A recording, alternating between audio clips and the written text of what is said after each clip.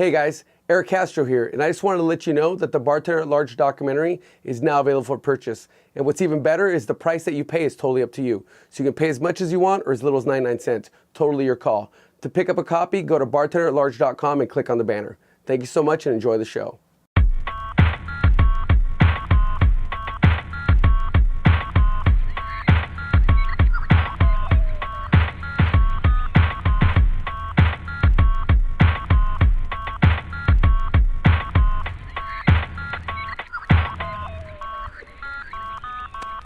Welcome to Bartender at Large. I'm your host, Eric Castro. Today we're coming to you from the Normandy Club in Los Angeles. And as usual, I'm joined by some of the biggest names in the industry. With me today from Four Pillars Gin, Stuart Gregor, Jacob Ryan. Fellas, thanks for joining us today. Mate, it's a great pleasure. We've come a long way for this, Eric. Seriously. Yeah, right? Seriously, one night in LA and we get to meet you at 10 o'clock in the morning in a bar. Yeah, right. How good is that? To be fair, I think we're the type of people that hang out in bars in the morning. But considering we didn't go to Jumbo's Clown Room last night, it's okay. Correct. Just because you don't remember going to Jumbo's Clown Room doesn't mean that you didn't go to Jumbo's Clown Room. So fellas, you guys are here all the way from Australia, yep. And you got this this beautiful gin with you guys. So shipment, tell me a little bit about the product. Oh, look, Four Pillars, you know, I suppose to some degree we've been at the vanguard of Australian distilling a little bit. We started just on 4 years ago. So we started at the end of 2013, we made our first gins. So it was a partnership between myself, a guy called Cameron McKenzie, who he and I had worked together for 20 years in the wine industry, in the wine trade. I'd written a lot of wine books and judged a lot of wine shows. And Cameron had always worked in production, that sort of stuff. And we drank a lot of gin, making very average wine. So we thought we might see if we could flip that and make really good gin and drink a lot of average wine. So about 6 years ago, about maybe 2012, 2013, we actually started thinking about making gin, what we would make, what our expressions would look like, what the world needed, you know. And we decided we didn't really need a London dry gin. I mean, 99.5% of spirits in Australia are brought in from overseas. So they're all imports. So we don't really have much of a distilling industry. If you take away a local and rather coarse rum called Bundy rum, which is made up in the north, which is made up in North Queensland. So if you take Bundy out of it, which is owned by Diageo, then we pretty much didn't have much of a craft distilling industry up until maybe 15 or 20 years ago when we started making a bit of whiskey in Tasmania. And so we thought, well, why wouldn't we make great gin? You know, gin is the white spirit that winemakers love. It's got, you know, it can represent, you know, one of the things that I think is interesting about gin is it can represent a place better than almost any other spirit. You know, definitely. A California gin that can have particular botanicals foraged out of the mountain ranges west, you know, east of San Francisco. An Australian gin with native finger limes or lemon myrtle or Tasmanian pepperberry leaf, or one that's, you know, even made with Shiraz, you know, which is our sort of riff on a slow gin. Gin can represent a place, even more so to some degree than whiskey, because whiskey's more about the barrel, whiskey's more about the aging, and gin, because it's fresh, because you don't have that many rules around it other than juniper, we can represent something. And so for us, we're thrilled, mate. We're making an Australian gin that is pretty unique. It's one, you know, they've all won pretty good awards. You know, we're now looking at being. Yeah, I've been hearing a lot about it too. Yeah. It's one of those gins when it first came out. It's like when you guys first reached the States, like people say it had like a good buzz about it, and everybody was talking about it. I actually had the chance to try it for the first time at in a French 75 at the French 75 bar in New Orleans at Tails a couple of years ago, and was like, okay, this is tasty, this is good stuff. Because there's so many craft distillers out there, not all of them are making good product. You know, you respect the heart and the efforts behind it, but they're not always great. But you guys are one of the brands that, like, upon trying, I was like, this is delicious. Yeah. Now I need to know more about it. So I reckon that was the key, that we started with great spirit. Even before you think about Australian, you know, there was always going to be a chance that we could get picked up by a few bars around the world just by being an Australian gin, because, oh God, I've got a list of 100 gins and I need to have one Australian one. We might as well put that on. Each one of those craft cocktail bars has at least one Australian bartender. Yeah, exactly. They've got an Aussie bartender. They might as well have an Aussie spirit. I've played that role. yeah, right. Cobb's one of them over in New York, actually. But yeah, we needed to make it great. I mean, because the world didn't need another craft gin. The world does not need another craft gin. We all know that. You know, there's another 100 since we started this conversation have been created somewhere around the world, most likely in London. Having just come from London, there are literally 50 new craft gins every 6 weeks. Like, it's unbelievable. So we had to make it really, really good before we made it Australian even. So, you know, that Rare Dry won a couple of double golds in its first few years at San Francisco, won it again in New York this year, has won lots of awards, you know, both in the UK, US and in Asia. Similarly, the Navy Strength is probably the most awarded Navy Strength in the world right now. Yeah. It keeps winning awards. with a bit more of an Asian sort of flavour profile on the navy strength. But yeah, it had to be good before it was Aussie. Yeah, definitely. And because the novelty will only get it so far if the juice isn't good. Well, that's the thing. It'll make the first sale. It'll have the token Aussie behind the bar. Will go, oh mate, you should drink this. But if the consumer tastes it and go, well, you know what, it's just a little bit shit. Hello, well done Aussies, but I'd rather go back to drinking my local or go back to drinking my London Dry. Then it was never going to really work for us. And now in Australia, it's a hell of a product. I mean, overnight, you don't even know this. Just recently, we won the best on-premise spirit in Australia. So that's beating Jameson and Aperol and all this sort of stuff. It's like, that's mind-blowing to think that we've been going 4 years and that we're winning those sorts of things in Oz. And cool. we're going to taste them in a second. We are. But before I get into that, I want to ask you about. I understand you're really active with the distilling scene in Australia. You're a big advocate for it. Yeah. So tell me about not just you guys, but tell me about the entire industry that's going on down there. Look, I'm lucky enough. So for the last almost 4 years, I've been the chair of the Australian Distillers Association. So my job is to represent all distilleries, whether they're making whiskey or rum or vodka, gin or anything else like that. We have a really active and fast-growing, albeit very, very small distilling scene. Australia's the most expensive country in the world to make spirits. This is the major, the problem. I've heard. Oh my God. I've heard the taxes are insane. Like that bottle of gin right there is $40 a bottle cheaper up the road at K&L than it is at our own distillery in Melbourne. $40 cheaper.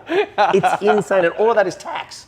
Yeah. So people, I'm going to go up the road, buy a whole heap of it, and take it back just for my own purposes. But yeah, we do. But look, there's a great scene in Australia. There's some really great whiskies being made now, not just in Tasmania, but in the bottom end of Western Australia as well. And a few of them are starting to creep into the US and further.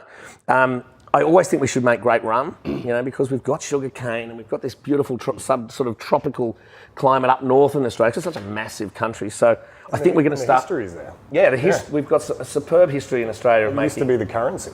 Making rum. Yeah. In fact, the first rebellion in Australia was around rum, about the colonists telling the locals that they couldn't have rum, and that was the first rebellion that happened in Australia. So it's an opportunity for us, and I think gin is going crazy in Australia. I mean, craft gin's going crazy everywhere in the world.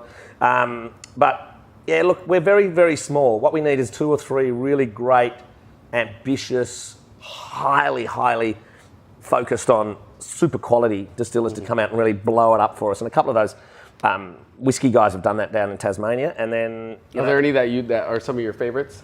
Oh, look, how about any that you really like that you can get in the States? There's a couple that you're going to be able to get in the States soon. One's called Lime Burners, which is a whiskey out of Western Australia. It's just won a lot of big awards. At the ADI, at the American Distilling Institute conference in Baltimore just in April, they won a bunch of awards. And I know I was in New York just last week, and they are talking about importing it. One of the importers that I spoke to said, we want to get hold of this Lime Burners stuff. There's a great little distillery in Sydney, like actually in the CBD of Sydney. That's the first distillery in Sydney for 150 years. It's called Archie Rose. They're making some awesome spirits, and their whiskies are just about to come on. There's a great one called Starwood, which is in, and he I know was in the US just in the last couple of weeks as well. So you won't see many of them, but I reckon in by 2018, 2019 you'll start seeing quite a few more Aussie spirits. Right on, man. It's nice to see you guys are helping to lead the Australian invasion when it comes to spirits. Oh look, we are, and because it's interesting because there's already been an Australian invasion in wine. Yeah. There's very much. I mean, you see it in LA. There's a huge invasion of Australian coffee. Yeah. And we're pretty good at making decent drinks. So for us, it's why wouldn't we make decent spirits as well? Right. And so for the folks out there who who haven't really tried drinking things like do tastings of gin neat, how do you recommend somebody to taste spirit neat, especially gin? Yeah, look, I think for a gin in particular, you just want to nose it very gently. We've got some beautiful Christian Carl stills. Oh, that's what's fucking gorgeous, my friend. The key to great spirited, great stills. Copper contact, lots of copper contact. We've now got 3 stills, and we were just in Germany last week, and we will have a 4th very large still coming online in about March 2018. So this has got sort of a lot of juniper. Yeah. Right? But then it's got some Aussie botanicals like lemon myrtle, Tassie pepperberry. Lemon myrtle is amazing botanical. Mm-hmm. It's got like 6 times more citral, which is the actual lemony oil, than a lemon does. It's incredible ingredient. Like anyone, I said somewhere, and I got in trouble the other day in Australia, I said anyone who makes a gin in Australia and doesn't use lemon myrtle is a clown. Like a bit like our mates at the clown shop last night. But so it's got to smell beautiful, lifted. And we use whole oranges as well. Yeah. Not orange peel, whole oranges. Stack them on top of each other in the vapor basket. So, right on. And then just taste it, and then just blow out gently. Just breathe out gently. And what that tends to do is it leaves a lot of the flavours on your palate. I'm a wine, I've judged a million wine shows, and I tend to swirl it back. I noticed you almost did it as well. Mm-hmm. And sometimes just that makes it quite vapory, quite alcoholic. But for us, we tend to taste it and then breathe it out. First 2 times I did that, I just spat the juice straight out. Well, that's beautiful. It's a definitely well-made gin. Yeah, it's our light. It's I would call it our gateway gin. Yeah. But the juniper's still there. It is. Yeah, it's profound. That could be. I mean, that's got 75% of our botanical weight is juniper. Mm-hmm. So it could still essentially be London Dry, but it's got so many more other botanicals. Yeah. It's got cardamom, coriander, and star anise. But for me, that's got to be a gin that people who, because we're in the same situation in the US. There's a lot of people who are like, I don't like gin. Gin's not my thing. It tastes like Pina Clean or whatever. And for us, we needed to make a gin that was light, delicate, citrusy, easily mixable. Mm-hmm. That got people who come. We run a bar at our distillery. We'll have 100,000 people through the distillery in the next year, and every one of those groups of people will feature one person who says they don't like gin. And every time, and that's silly people they are. But for me, it's important that we make a gin that really makes people go, wow, I think I can drink gin. And that's our G&T gin. Yeah. It's 75% of what we do, our red, right? It's the heart and soul. I talk about it being the heart and soul of the distiller. That we make a lot of other gins, and we got three different ones here. But for mine, there you go, Cobby. Thank you. For mine, the rare dry is the most important thing we do. In the same way that if you're a champagne house, if you're vertically coded, the orange label, the non-vintage is everything. And then all the other expressions, whether they be vintage or different varieties and that sort of stuff, become part of that. This takes it right up a notch. So This is Navy strength. So this is 58.8%. So you would call it 119 proof. 117.6. 117.6. Yeah. We've got the maths genius. I was going to pull my phone out and how did I get 119? That wasn't even close. But what we did, we originally made this for a couple of bartenders, just as a strong version of this. Yeah.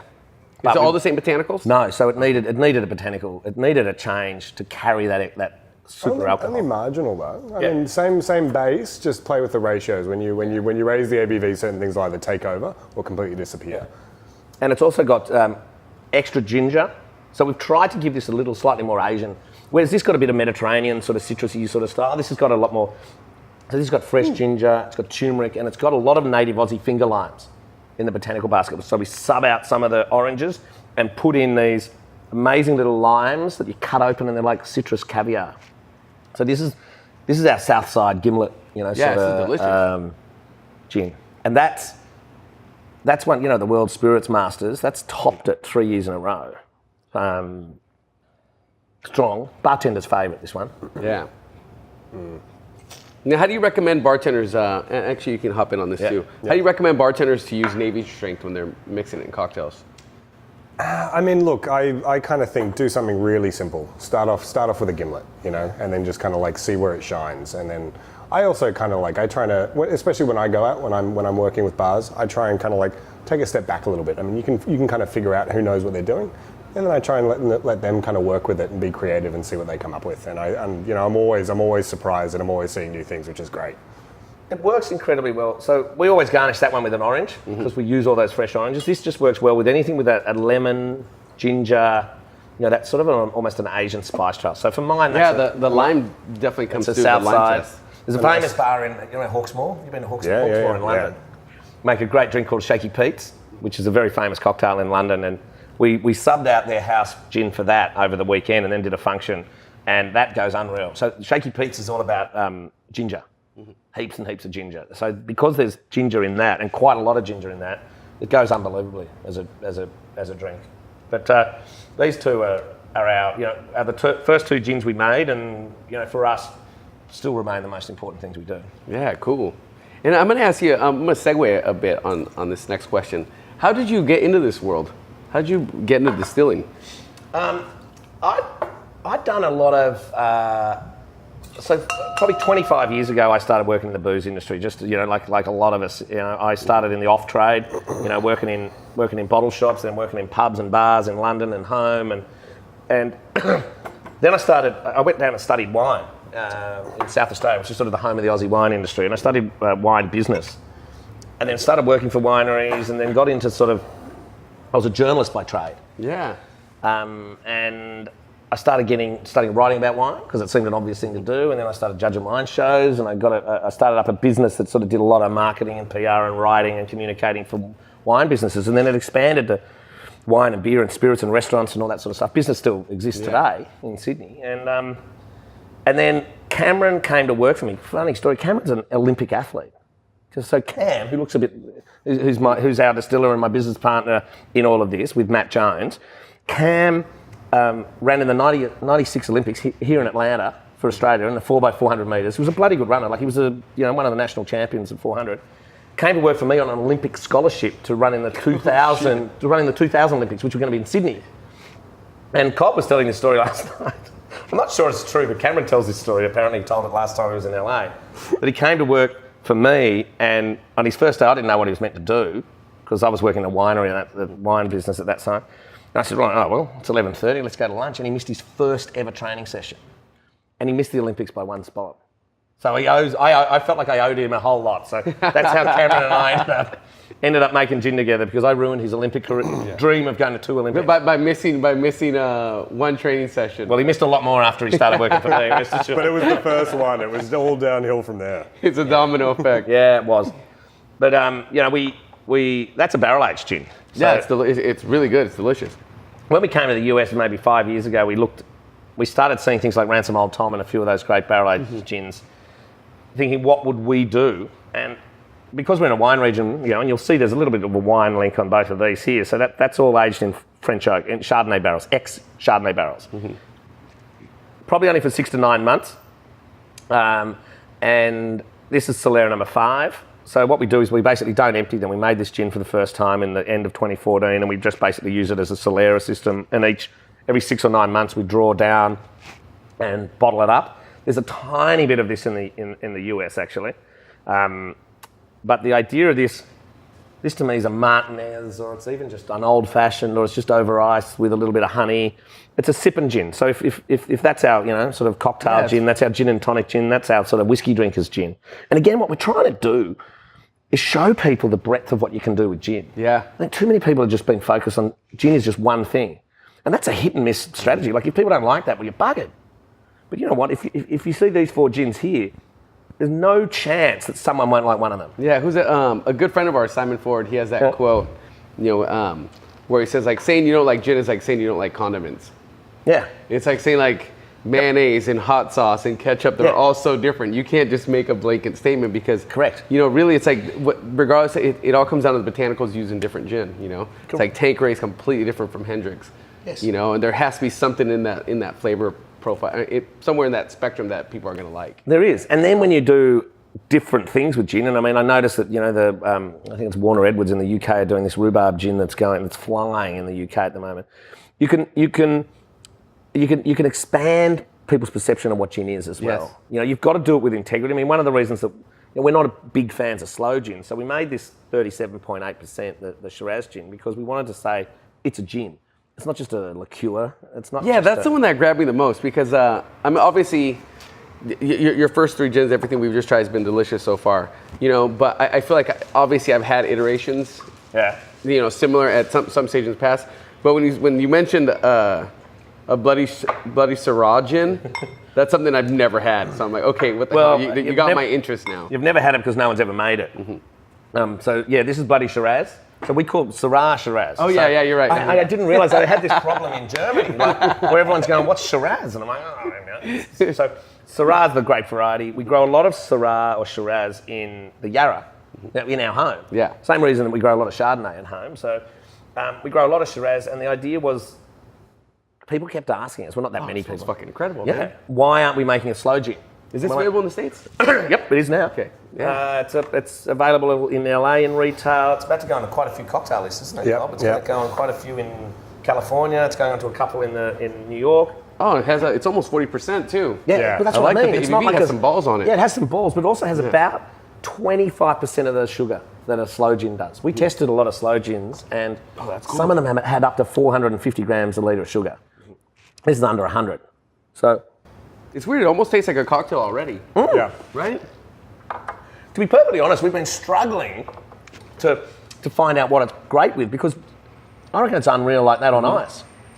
That's how I drink it. Yeah. I just drink it straight up on ice. And it does. It's because people are going, I'm making Negroni with it, but the problem is because it's got quite a high level of residual sugar, you don't want to then add sweet vermouth and make it too sweet.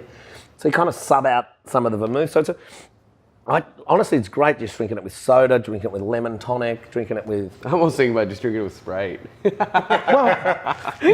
We discovered... Maybe I wouldn't do that at my bar, but if I was at the airport and I saw it, hell yeah, I would do it with Sprite. See, we found a Fentimans lemon tonic, which is basically a bitter lemonade. Yeah, that's good stuff, yeah. Yeah, and that was perfect with it. We would drink it 50-50, right? So it's a bit stronger than you expect, but 50-50 with that Fentimans what we would have called bitter lemon in the old days, or even, what it goes good with? Ting. Yeah. That Caribbean, Caribbean grapefruit soda? Gin and Ting. I've been trying to get Australians to drink gin and Ting for a long time when I discovered it in the Caribbean about 15 years ago. But so that's the Bloody Shiraz Gin. So there's a little bit of that come to the US, and it's classic Australian. I mean, and even the name, my wife actually named that one, because I'm a bit of a wanker, to be honest. Hard to believe. Doesn't shut up. Hi, Jacob. And I was trying to come up with all these wanky wine terms, Saignée particularly, which is to bleed the colour out of the Shiraz grapes. Yeah. And she just looked at me and she went, it's just a bloody Shiraz gin. And I went, oh, God, it is. It's exactly what it is. It's just a bloody Shiraz gin. So we steep the gin. We steep this gin. So this is why this gin is so important, because this gin is the base of this. It's also the base of this. We steep that gin in Shiraz grapes for about 8 weeks. So we only make it once a year. We make it at harvest, pick the grapes, basically pour the high-proof gin over the top of them, stir it every day, and then press it off, add a bit more gin to get it back up to 37.8. There's no added sugar, there's no added flavour, there's no added colour. All of that comes out of the grapes. Bottle it and sell it.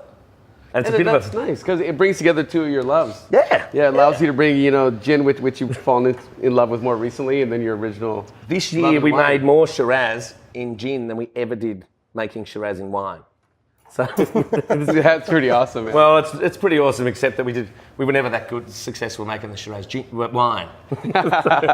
No, we found our calling a little bit, I think. What do you say we have some drinks? Yeah, man, let's do it. You said you're going to make a couple of Negronis. Yeah. Oh, wait, which one do you want to use? Yeah, let's use the red dry, yeah. There you go. Cool. Perfect. Good job, Co-op. No Stop worries. me talking. Seriously, I can talk for No, keep talking. I'm making drinks. So anyway, fellas, I have to confess something. I still have not been to Australia to do a proper bar tour yet. Yeah.